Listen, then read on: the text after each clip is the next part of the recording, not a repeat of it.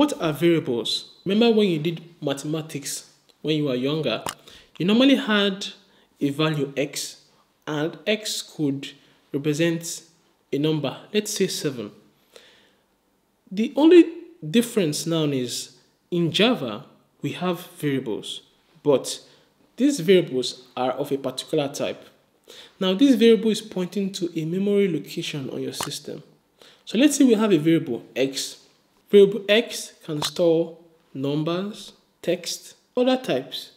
We will go into types in Java later in the tutorial. Let's say we store number 2 in x. So when we need the value that x holds, we just call it. So when we call x, it gives us 2. At the same time, let's say we want to change the value of x to 7. We can say x now holds 7 for us. And anytime we need it, give us 7.